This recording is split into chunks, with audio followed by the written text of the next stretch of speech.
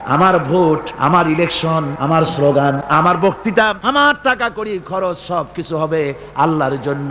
মৃত্যু ব্যক্তিকে কবরে রাখার সময় বলে বিসমিল্লাহি আলা মিল্লাতি রাসূলিল্লাহ, আল্লাহর নামে রাসূলের দলে উঠাই দিয়ে গেল। চিন্তা করেন ভাইরা, আল্লাহর নামে রাসূলের দলে উঠাইলেন কারে?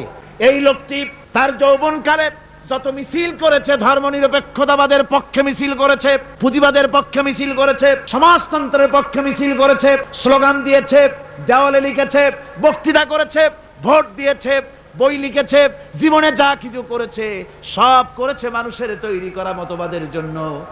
তার ভোট ইসলামের কাজে লাগে নাই, তার ইলেকশন ইসলামের কাজে লাগে নাই, তার দেওয়ালের লেখা ইসলামের কাজে লাগে নাই, তার বক্তৃতা, তার টাকা পয়সা ইসলামের কাজে লাগলো না। মরে গেছে, পরে মরা মানুষটারে উঠাইয়া বললা রাসূলুল্লাহর দলে উঠাইয়া দিলাম। এখন বলো রাসূলুল্লাহ কেন তোমার মতো মরা লাশটাকে তিনি গ্রহণ করতে যাবে? তোমার জীবনের কোনো কাজই তো ইসলামের জন্য কাজে লাগলো না। তোমার জীবনের একটা দিনও তো ইসলামের কাজে লাগে নাই।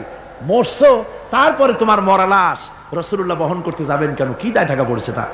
সুতরাং আমি বলতে চাই, আজকের মাহফিলে যত জনতা উপস্থিত হয়েছেন, জান এবং মাল সবকিছু দিয়ে লড়াই করতে হবে আল্লাহর রাস্তায়। আমার ভোট, আমার ইলেকশন, আমার স্লোগান, আমার বক্তৃতা, আমার টাকা কড়ি খরচ সবকিছু হবে আল্লাহর জন্য। কুল ইন্না সালাতি ওয়া নুসুকি ওয়া মাহইয়ায়া ওয়া মামাতি লিল্লাহি রাব্বিল আলামিন। সবাই পড়েন, ইন্না সালাতি ওয়া নুসুকি ওয়া মাহইয়ায়া ওয়া